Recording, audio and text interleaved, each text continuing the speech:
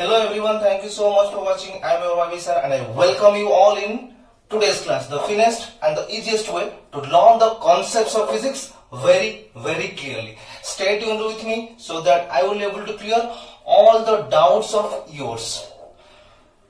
So let's go to our today's topic of discussion. So आज के class में हम पढ़ने जा रहे हैं equipotential surfaces and its properties के बारे में. इक्विपोटेंशियल सरफेस के बारे में पढ़ने से पहले मैं आप लोगों को और एक चीज याद दिलाना चाहता हूं कि इससे पहले इलेक्ट्रिक फील्ड के बारे में जब पढ़ रहे थे उसके बाद हम इलेक्ट्रिक लाइंस ऑफ फोर्स के बारे में ऑलरेडी प्रीवियस लेक्चर में पढ़ चुके हैं. Okay, so electric lines of force actually क्या देता है कि आपको इलेक्ट्रिक फील्ड का direction as well as magnitude वो दोनों देता है. इलेक्ट्रिक लाइंस ऑफ फोर्स आपको इलेक्ट्रिक फील्ड का magnitude and direction, these two things electric lines of force gives us, right? So equipotential surfaces also give the direction of the electric field and what magnitude of the electric field intensity, right? सो कैसे actually उस direction और magnitude of electric field कैसे देगा ये equipotential surface. So before proceeding that I want to say one thing that if you have not subscribed our channel, so first subscribe our channel and side पे जो bell icon है उसके भी press कर दीजिए. ओके, सो हमने अभी discuss करेंगे कि इक्विपोटेंशियल सरफेस एक्चुअली आखिर में होता क्या है. What do we mean by equipotential surface? Equipotential surface क्या होता है? यहां से देख के ये पता चल रहा है कि यहां पे कोई सरफेस है और equi means what? Equi means what? Equi means equal और same. Potential we already know that, same potential, right? Same potential वाला सरफेस, सेम पोटेंशियल वाला surface. Equipotential surface means same potential surface. So what does it mean same potential surface? So आपके पास अगर कोई भी surface है, उस surface पे जितने भी पॉइंट्स आप चूज करेंगे उसी पॉइंट पर उस सभी पॉइंट का पोटेंशियल आपका सेम ही होगा, सेम ही होगा. तब जाके आप बोल सकते हो कि वो जो सरफेस होगा वो सरफेस इक्विपोटेंशियल सरफेस. मान लो कि मेरा एक इस टाइप का सरफेस है, मैं बोलूंगा, और एक आप में से कोई बोलेगा सर मेरा ऐसा टाइप का सरफेस है, और एक बोलेगा मेरा ट्रायंगल टाइप का सरफेस है. So if you draw any surface आप ड्रॉ कर लो या एनी सरफेस आप इमेजिन कर लो, सो उस सरफेस पे आपका जितने भी पॉइंट्स है, यहाँ पे सपोज मेरा एक पॉइंट हुआ, यहाँ पे एक पॉइंट, यहाँ पे एक पॉइंट, यहाँ पे, सो सरफेस के ऊपर जितने भी पॉइंट्स है सभी पॉइंट का पोटेंशियल सेम है.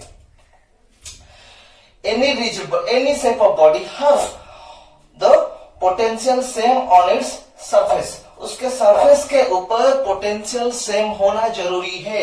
सो अगर एनी सरफेस आपके पास है, उसके ऊपर जितने भी पॉइंट्स है उसका पोटेंशियल सेम है, सो उस सरफेस को हम क्या बोलेंगे? उस सरफेस को हम बोलेंगे कि वो सरफेस इक्विपोटेंशियल सरफेस है.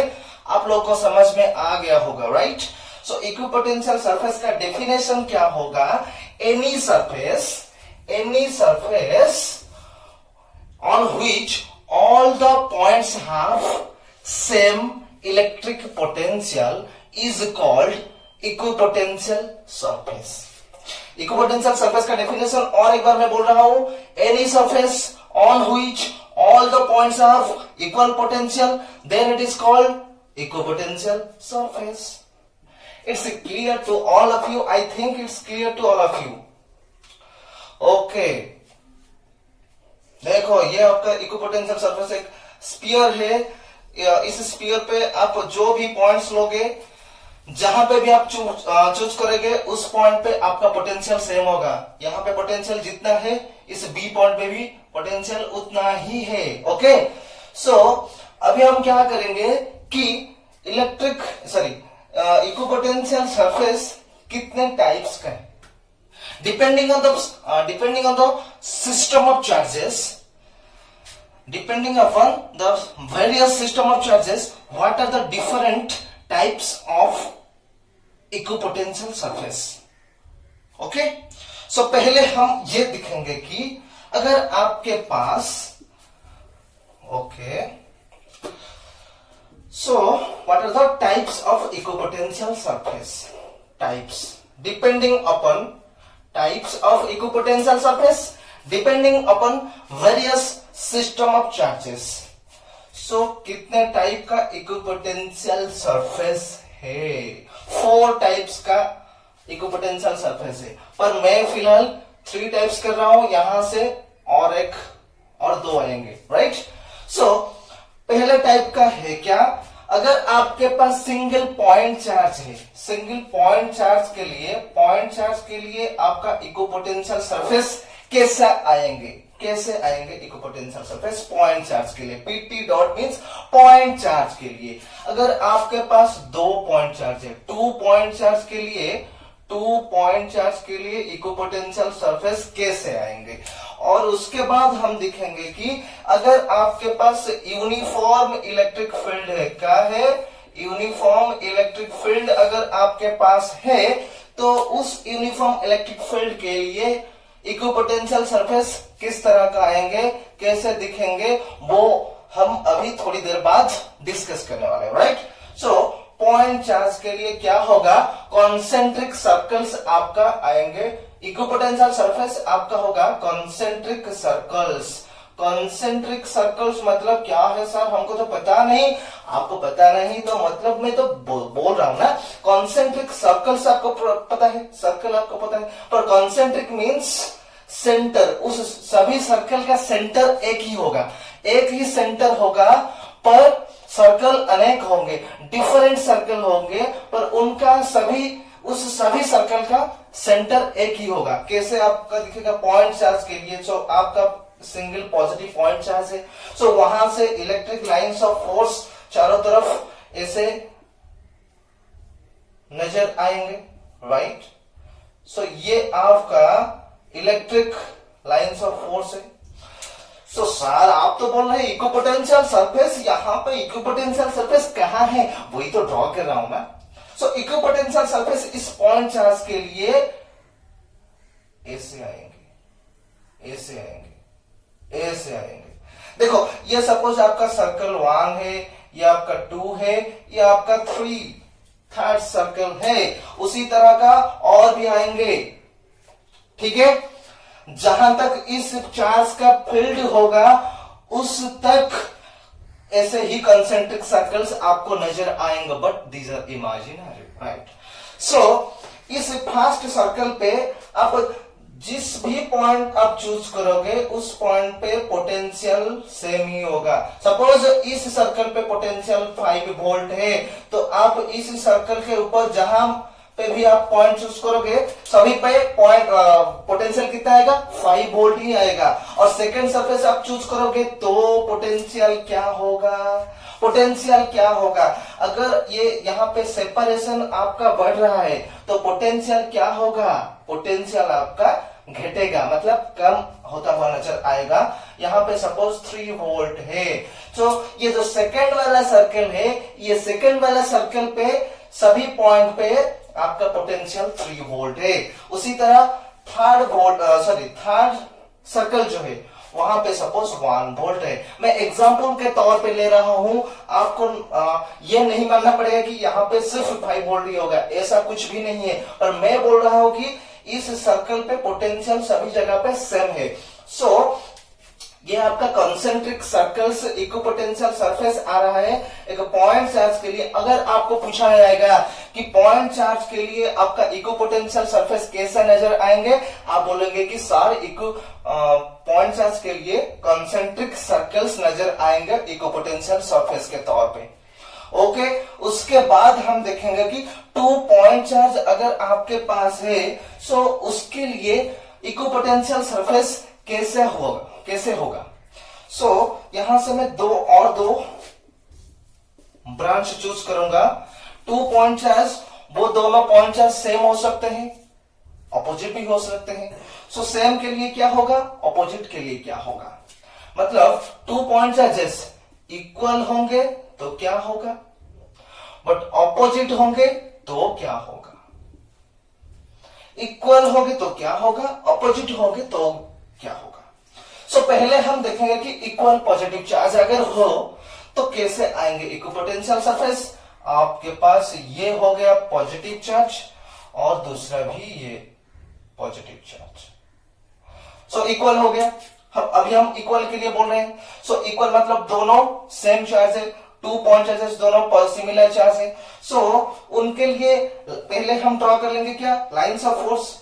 सो पॉजिटिव अगर है तो दे will exert side wise pressure. आपको याद है इलेक्ट्रिक लाइंस ऑफ फोर्स के प्रॉपर्टी में हम लोग ऑलरेडी पढ़ चुके हैं। सो कैसे आएंगे, इस तरह का कुछ आएगा। ये आपका इलेक्ट्रिक लाइंस ऑफ फोर्स है। ओके, अगर आपके पास दो इक्वल टाइप का चार्ज होंगे तो लाइंस ऑफ फोर्स कुछ इस तरह सा आपको देखने को मिलेगा। So they will exert sideways pressure. So उसके हिसाब से इक्विपोटेंशियल सरफेस कैसे होंगे, सिंगल पॉइंट चार्ज के लिए हमको अभी मैं क्या बोला कि आपका ऐसा ही होगा। सो पर यहां पे कंसेंट्रिक सर्कल्स नहीं आएंगे क्योंकि यहां पे इलेक्ट्रिक फील्ड का स्ट्रेंथ सेम नहीं है। यहां पे they will far apart from each other. कैसे होगा फार अपार्ट, अभी थोड़ी देर बाद अच्छे से आप समझ सकते हैं। मैं कंप्लीटली ड्रा कर लूंगा, उसके बाद आपको समझाऊंगा। सो ये हो गया और ये आपका ये भी हो सकता है और ये ओके। नेक्स्ट आपका ये आ रहा है। ओके, इस तरफ आप थोड़ा नजदीक लाने की कोशिश करेंगे, ऐसा ही आएगा। ओके, और एक ड्रॉ कर लेते हैं ऐसे, और उसके बाद जो आएगा वो ऐसा आएगा। ओके, सो ये हो गया। ये जितने भी है ना, ये सब कुछ आपका इक्विपोटेंशियल सरफेसेस है। ये भी आपका इक्विपोटेंशियल सरफेसेस है। यहाँ पे ये सब इक्विपोटेंशियल सरफेसेस है। सो यहाँ पे equipotential surfaces are far apart what in the space और in the region between the two charges. ये दोनों चार्ज है, उनके बीच का जो रीजन है, जो स्पेस है, सो इक्विपोटेंशियल सरफेस वो दूर होता हुआ नजर आएगा। क्योंकि देखो यहाँ पे देखो ऐसे होगा। देखो यहाँ पे पहले ये था, उसके बाद सेकंड सर्कल आएगा, उसके बाद थर्ड, ऐसे मतलब ऐसे स्प्रेड होता हुआ नजर आएगा। यहाँ पे भी ऐसे स्प्रेड होता हुआ नजर आएगा। पर कुछ देर बाद यहाँ पे देखो अगर आप इसको बोलोगे तो यहाँ पे देखो ये दोनों आपस से दूर होता हुआ नजर आ रहे हैं। पर पॉजिटिव और नेगेटिव मतलब अपोजिट चार्ज के लिए इसको अच्छे से समझने की कोशिश करो। अगर आपके पास इक्वल चार्ज हो गए तो ऐसे टाइप का इक्विपोटेंशियल सरफेस आपका नजर आएंगे। ये आपका इक्विपोटेंशियल सरफेस है, ये सब आपका इक्विपोटेंशियल सरफेसेस है। वो equipotential surfaces are far apart in the region of space between the two charges. Okay, अगर आपके पास दो अपोजिट चार्जेस होंगे तो कैसे नजर आएंगे, इस पिक्चर को आप अच्छे से दिमाग में रख लो। उसके बाद कंपेयर करोगे अपोजिट चार्ज के साथ। ओके, आपके पास दो पॉइंट चार्जेस है और वो दोनों अपोजिट नेचर ऑफ चार्जेस है। मतलब उनमें से अगर एक पॉजिटिव होगा तो दूसरा होगा नेगेटिव। सो उस हिसाब से इक्विपोटेंशियल सरफेस कैसे होंगे, कैसे नजर आएंगे, वो अभी फिलहाल हम देखने वाले हैं। राइट, सो आपके पास एक पॉजिटिव चार्ज है और दूसरा नेगेटिव चार्ज है। सो अगर दोनों अपोजिट चार्जेस होंगे तो इलेक्ट्रिक डाइपोल फॉर्मेशन होगा। सो कैसे इलेक्ट्रिक लाइंस ऑफ फोर्स कैसे नजर आएंगे, इलेक्ट्रिक लाइंस ऑफ फोर्स आपका ए से they will contract length wise, they will contract longitudinally, they will contract. Okay, so these are the electric lines of force for two opposite charges.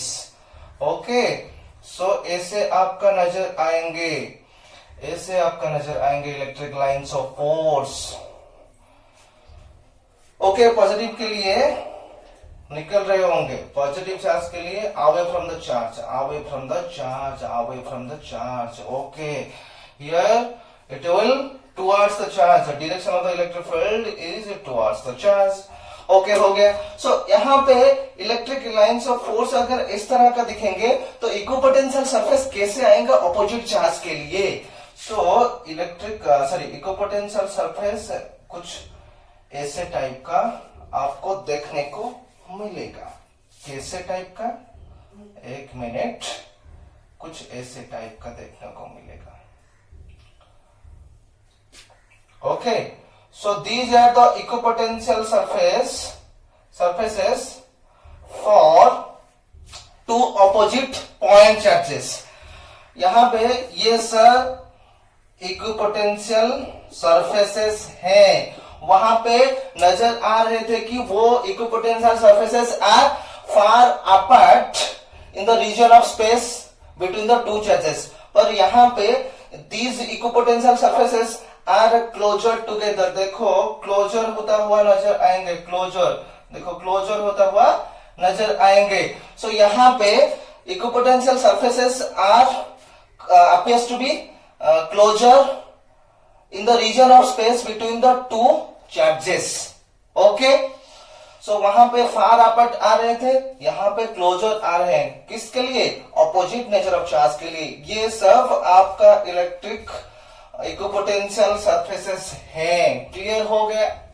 It's clear to all of you? Please first compare this two cases के लिए. Equipotential surface कैसे आ रहे हैं, जो मैं बोल रहा था कि फार अपार्ट, क्लोजर, वो दोनों को आप एक साथ कंपेयर करके देखने की कोशिश कीजिए. ओके, नेक्स्ट हम बोलेंगे कि यूनिफॉर्म इलेक्ट्रिक फील्ड के लिए, यूनिफॉर्म इलेक्ट्रिक फील्ड के लिए आपका इक्विपोटेंशियल सरफेसेस कैसे नजर आएंगे वो अभी हम देखने वाले हैं. राइट?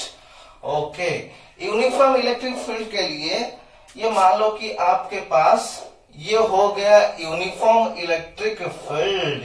यूनिफॉर्म इलेक्ट्रिक फील्ड अगर ये है तो इक्विपोटेंशियल सरफेस कैसे नजर आएंगे, मतलब ये हो गया आपका इलेक्ट्रिक फील्ड.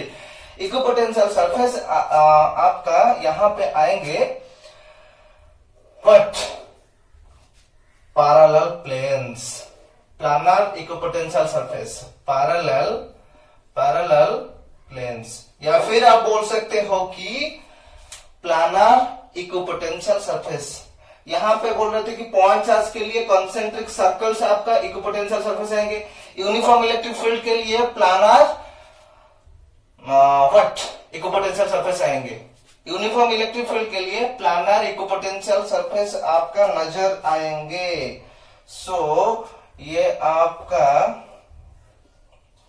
हो गया क्या, प्लानर इक्विपोटेंशियल सरफेसेस.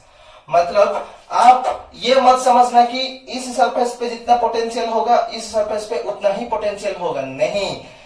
आप ये समझना है, आपको ये समझना है कि इस प्लेन पे कंप्लीटली इस प्लेन पे आप जिस भी पॉइंट पे आप पोटेंशियल लोगे उस पॉइंट का पोटेंशियल सेम होगा. यहाँ पे भी पोटेंशियल सेम होगा. अगर एंटर इस प्लेन पे जहां पे आप देखोगे भी यहाँ पे सपोज 6 वोल्ट है तो यहाँ पे 6 वोल्ट होगा, ऐसा कुछ नहीं है. यहाँ पे 8 वोल्ट भी आ सकता है, पर इस प्लेन पे सभी जगह पे पोटेंशियल सेम होगा. उस हिसाब से इस प्लेन पे सभी जगह पे पोटेंशियल सेम होगा.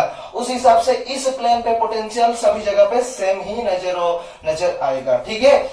It's completely clear to all of you. I think एक बार आप ओवरलुक कर लीजिए. रिवाइज में कर लेता हूं कि इक्विपोटेंशियल सरफेस का डेफिनेशन क्या है. Any surface on which all the points have same electric potential, then it is called equipotential surface. वो 3 types of, depending upon the various charge systems, equipotential surfaces are of different types. आपका point charge के लिए concentric circles आ गया, uniform electric field के लिए parallel planes आ गए, पर 2 point charges के लिए 2 केस आ रहा है। फिर इक्वल के लिए आपका equipotential surfaces are far apart from each other, far apart in the region of space between the two charges। और opposite charge के लिए आपका equipotential surfaces are come closer in the region of space between the two charges। अभी हम क्या देखेंगे कि properties क्या होता है, what are the different properties of equipotential surfaces। Properties के बारे में अभी हम डिस्कस करने वाले हैं, right. Okay, so these types are very important to all of you. और इक्विपोटेंशियल सरफेस के ऊपर बेस करते हुए कुछ क्वेश्चंस भी एंट्रेंस में भी आ रहे हैं। 1 मार्क या 2 मार्क्स का क्वेश्चन भी आपके काउंसिल एग्जाम में भी आ सकता है। अगर आप सीबीएस स्टैंडर्ड को हो तो आपका भी 1 और 2 मार्क्स का भी आता है क्वेश्चन इस पोर्शन से। Okay, so what are the properties of equipotential surfaces, what are the properties of equipotential surfaces। There are basically 4 properties। Try to remember these 4 properties and what does these properties signifies, what does it mean, we'll briefly explain all these things। Okay, so first property के बारे में हम discuss करने वाले हैं।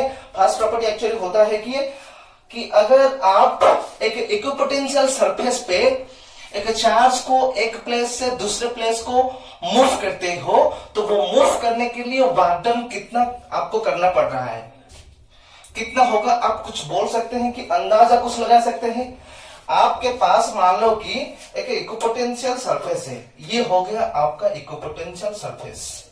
Equipotential surface मतलब इस surface पे सभी जगह पे पोटेंशियल सेम है। तो आप क्या कर रहे हो कि आप यहां से सपोज ए पॉइंट है आपका, जहां के पोटेंशियल सपोज बी है, बी ए है, आप बी पॉइंट तक एक चार्ज को इस प्लेस से इस प्लेस तक आप लाना चाह रहे हो। तो सपोज ये लेंथ आपका डीएल हुआ और आप सपोज ये बोलोगे इस पॉइंट पे ओके ठीक है डीएल हुआ। सो यहाँ पे पोटेंशियल भी बी है। तो आपको पूछा गया है कि ए से बी तक एक चार्ज को लाने के लिए आपको कितना वर्क डन करना पड़ेगा। कौन बोल सकते हैं कितना वर्क डन करना पड़ेगा, अंदाजा लगाओ, कोई बोल सकता है क्या? यस, आपको कुछ भी वर्क डन नहीं करना पड़ेगा, क्योंकि ये अगर इक्विपोटेंशियल सरफेस है तो उनके बीच का पोटेंशियल डिफरेंस कितना है, पोटेंशियल डिफरेंस 0 है, क्योंकि यहाँ पे पोटेंशियल जितना है यहाँ पे पोटेंशियल उतना ही है। So V A equal to अगर वी बी हुआ सो पोटेंशियल डिफरेंस यहाँ पे 0 आ रहा है। पर हमको पता है पोटेंशियल का जो डेफिनेशन था और पोटेंशियल डिफरेंस हम क्या बोल रहे थे कि del V is equal to, अगर आप कहां से कहां तक ला रहे हैं, ए से बी तक ला रहे हैं, so V B minus V A equal to del V B A, that equal to how much, that equal to the work done in bringing the test charge from A to B. किस charge को ले रहे हैं, Q charge को। अगर ए से B तक आप ले रहे हो तो पोटेंशियल डिफरेंस का ये हो गया आपका फॉर्मूला, और डेफिनेशन के हिसाब से भी आप ये बोल सकते हो। सो उसके बाद हम क्या बोलेंगे, अभी हम देख रहे हैं कि अगर आपके पास इक्विपोटेंशियल सरफेस है, सो इक्विपोटेंशियल सरफेस का मतलब क्या है, इक्विपोटेंशियल सरफेस का मतलब है कि वहां पे पोटेंशियल सभी पॉइंट पे सेम है। So V A equal to V B हम बोल सकते हैं इक्विपोटेंशियल सरफेस के लिए। सो अगर V A equal to V B हुआ सो दिस सब्ट्रैक्शन और this potential difference will be equal to 0। So यहाँ पे कितना आ जाएगा कि 0 will be equal to W A B by Q. So यहां से आप ये लिख सकते हो कि W A B equal to 0। So conclusion यहां से क्या निकल के आ रहा है, यहाँ पे ये निकल के आ रहे हैं कि अगर आप एक टेस्ट चार्ज को इक्विपोटेंशियल सरफेस से इक्विपोटेंशियल सरफेस के ऊपर एक पॉइंट से दूसरे पॉइंट के तक आप लेना चाहते हो तो वर्क डन आपको 0 करना पड़ेगा। सो यहां से आप सिंपली ये बोल सकते हो कि no work is done in bringing a unit test charge from one point to another on the surface of a equipotential surface. और एक बार मैं बोल रहा हूं, no work is done in bringing और in moving a test charge, a unit positive test charge from one point to another point on the surface of an equipotential surface. Clear to all of you? This is complete idea about first property of equipotential surface. First property हो गया. इस mathematical form के हिसाब से आप याद रख लो WAB equal to 0 means work done आपको इक्विपोटेंशियल सरफेस पे 0 ही आएगा और कुछ भी वर्क डन नहीं करना पड़ेगा. ठीक है, it's clear to all of you. Second property की तरफ अभी हम बढ़ेंगे. सेकंड प्रॉपर्टी आखिर में एक्चुअली होता क्या है? सेकंड प्रॉपर्टी क्या होता है? सेकंड प्रॉपर्टी ये होता है कि इक्विपोटेंशियल सरफेस पे आप कहीं पे भी पॉइंट चूज कर लो, उस पॉइंट पे इलेक्ट्रिक फील्ड हमेशा उस सरफेस को नॉर्मल होता हुआ नजर आएगा. अगर नॉर्मल नहीं होगा तो क्या होगा? कैसे नॉर्मल होगा? मतलब इस पॉइंट पे मैं अगर बोलूंगा कि ये आपका इलेक्ट्रिक फील्ड है, ये कैसे नॉर्मल होगा? नॉर्मल क्यों होगा? नॉर्मल क्यों होगा? कैसे हम बोलेंगे कि ये एंगल 90 डिग्री है? तो कैसे हम बोलेंगे? अभी हमने फर्स्ट प्रॉपर्टी से ये कंक्लूजन निकल के आया था कि WAB इक्वल टू 0. इसी से ही हम शुरू करेंगे. WAB इक्वल टू अगर 0 है, आपको पता है W equal to how much? F dot dx, right? So यहां से हम ये लिख सकते हैं कि F डॉट dx मतलब अभी हमने dl ही लिए हैं. सो F डॉट dl का इंटीग्रेशन कहां से कहां तक? a से b तक, दैट इक्वल टू 0 है. अगर दिस इक्वल टू 0, हमको पता है f इक्वल टू QE. आपको पता है f equal to what? QE. So यहां से यह लिख सकते हैं कि QE डॉट dl वेक्टर पर माइनस यहां पे आएगा, आप अच्छे से देख सकते हो. So A to B equal to 0. Okay, so उसके बाद ये टर्म कंप्लीटली इस तरफ आ जाएंगे तो 0 हो जाएगा. सो यहां से आप ये भी देख सकते हो कि E dot dl is EDL cos theta. So EDL cos theta मतलब E वेक्टर का मैग्नीट्यूड इनटू DL वेक्टर का magnitude. Okay, cos theta is what? Angle between electric field and the length element. और या फिर आप बोल सकते हो कि जहां से सपोज A पॉइंट से B पॉइंट तक का आपका डिस्प्लेसमेंट भी बोल सकते हो. ओके, नेक्स्ट क्या होगा? सो यहां से ये निकल के आ रहा है कि इलेक्ट्रिक फील्ड जो है यहाँ पे कांस्टेंट है. यहाँ पे सपोज पॉजिटिव चार्ज है. सो इलेक्ट्रिक फील्ड का मैग्नीट्यूड हमेशा कांस्टेंट ही आएगा. सो वो कभी 0 नहीं होगा. यहाँ पे इलेक्ट्रिक फील्ड 0 नहीं हो सकता, लेंथ भी 0 नहीं हो सकता. सो 0 क्या होगा? cos theta will be equal to 0 since electric field not equal to 0 and dl is also not equal to 0. That's why cos theta equal to 0. So cos का कौन सा एंगल का वैल्यू 0 है? cos का 90 डिग्री का value 0 है. सो यहां से ये निकल के आ रहा है कि theta is equal to 90 degree. But what is theta? Theta is the angle between electric field intensity and the length element या फिर आपका जो displacement भी आप बोल सकते हो. So angle यहाँ पे क्या निकल के आ रहा है? 90 डिग्री. Theta is 90 डिग्री मतलब सेकेंड प्रॉपर्टी क्या होगा? सेकेंड प्रॉपर्टी ये हुआ कि electric field is always normal to the surface of the equipotential surface. Equipotential surface पे कोई भी पॉइंट पे आप चूज कर लो, उस पॉइंट पे इलेक्ट्रिक फील्ड इंटेंसिटी हमेशा सरफेस को नॉर्मल होता हुआ नजर आएगा. ओके, सो ये हो गया आपका सेकंड प्रॉपर्टी. उसके बाद हम देखेंगे थर्ड प्रॉपर्टी आखिर में होता क्या है. थर्ड प्रॉपर्टी के बारे में देखेंगे. इसको अच्छे से ओवरलू कर लीजिए. ओके, नेक्स्ट हम क्या देखेंगे कि थर्ड प्रॉपर्टी आखिर में होता क्या है. थर्ड प्रॉपर्टी एक्चुअली क्या है?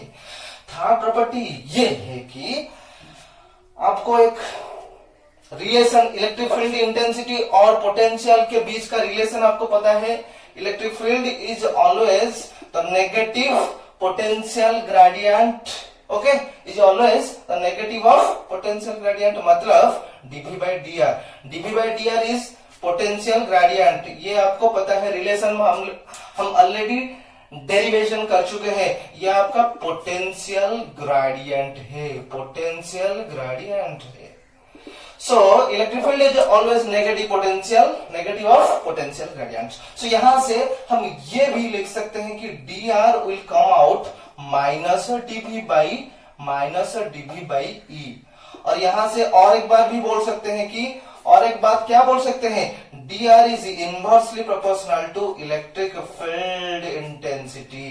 dr यहाँ पे क्या होता है, अगर आपके पास एक पॉजिटिव चार्ज है, पॉजिटिव पॉइंट चार्ज, तो उस पॉजिटिव पॉइंट चार्ज के लिए आपका इक्विपोटेंशियल सरफेस क्या होगा, कॉन्सेंट्रिक सर्कल्स होगा.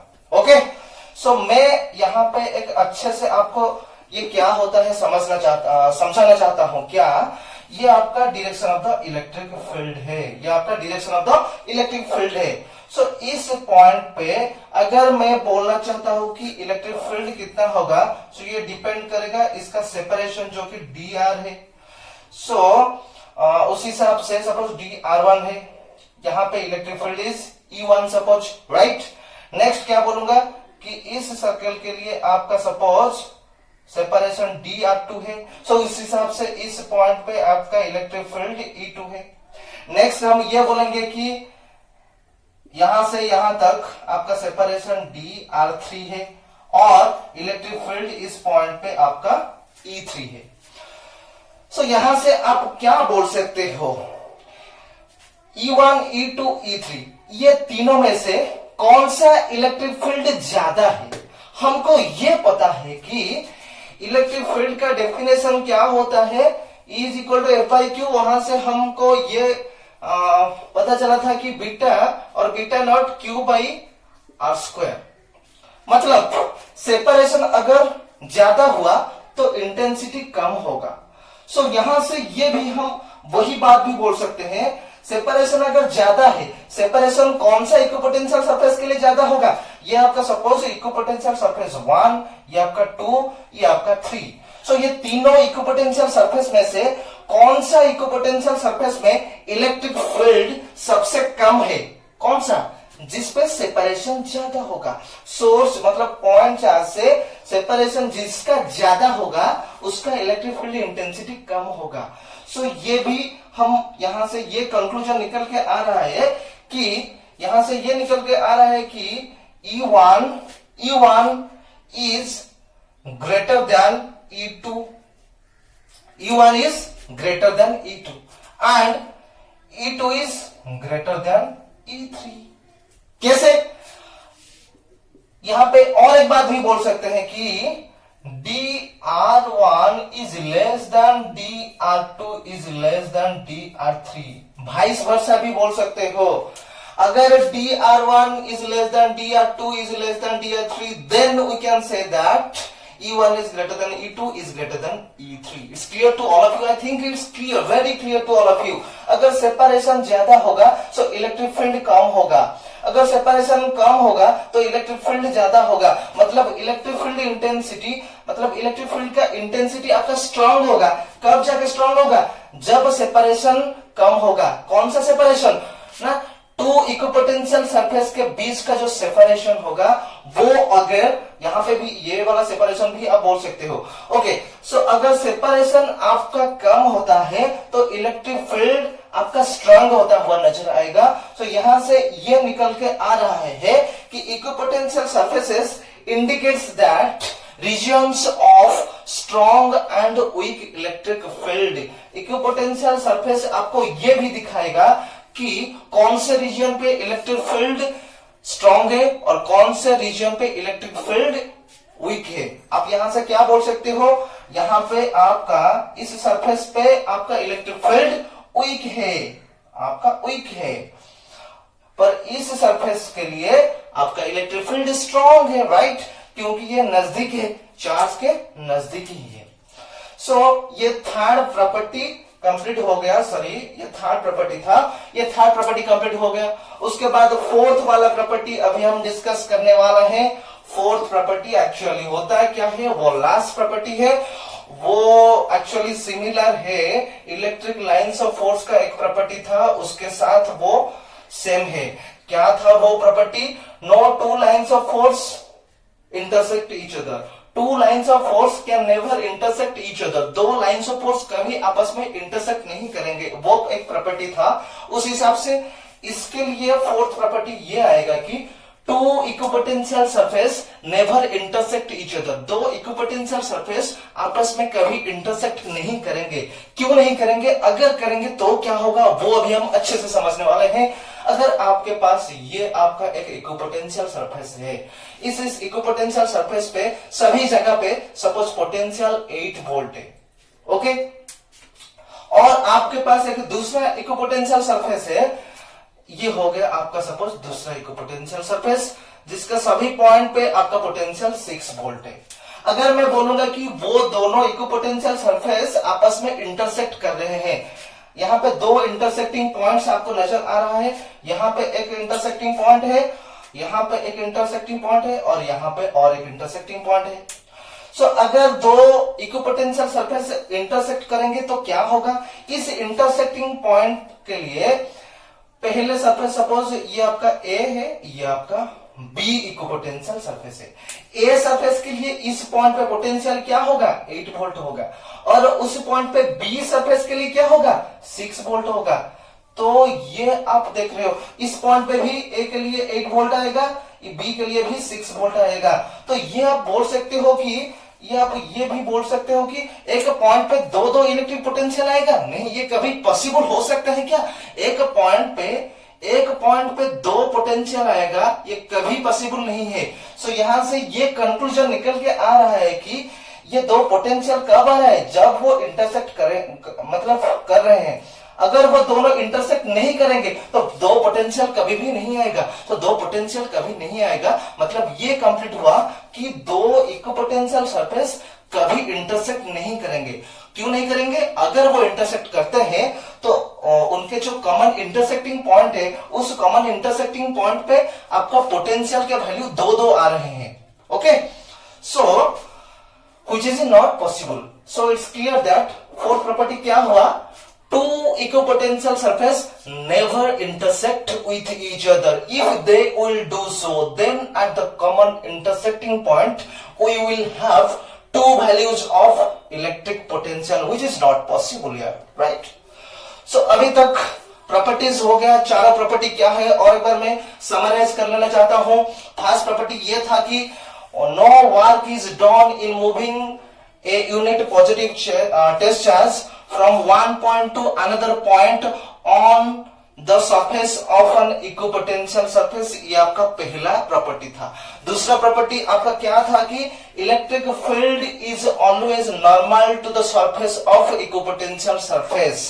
ओके, पहला प्रॉपर्टी ये था कि शॉर्टली मैं लिख रहा हूं WAB equal to 0, no work done. Second property ये हुआ कि electric field is always normal to the surface of the equipotential surface. Third property ये हुआ, थर्ड प्रॉपर्टी क्या हुआ?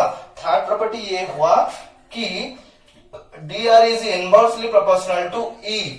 सो dr is inversely proportional to E मतलब सेपरेशन अगर increase होता है तो इलेक्ट्रिक फील्ड इंटेंसिटी क्या होगा? डिक्रीज होगा, एंड वाइस वर्सा आल्सो। अगर सेपरेशन डिक्रीज होता है तो इलेक्ट्रिक फील्ड इंटेंसिटी इंक्रीज होगा। ये हो गया थर्ड प्रॉपर्टी।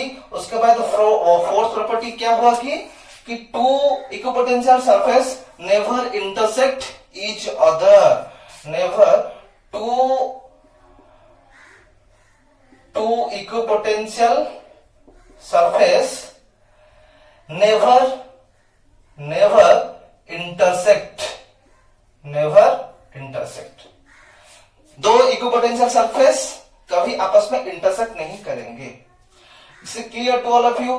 सो आज के क्लास यहां पे हम खत्म करते हैं, और ऐसा क्लास कैसे लगा वो मुझे आप कमेंट में कमेंट करना मत भूलिए। और नेक्स्ट क्लास में हम पोटेंशियल का सुपरपोजिशन प्रिंसिपल के बारे में डिस्कस करने वाले हैं। मतलब आपके पास अगर सिस्टम ऑफ चार्ज होगा तो पोटेंशियल एक पर्टिकुलर पॉइंट पे क्या होगा वो हम डिस्कस करेंगे। उसके बाद भी पोटेंशियल एनर्जी क्या होगा वो भी डिस्कस करने वाले हैं। सो आज के लिए बस उतना ही। Thank you very much.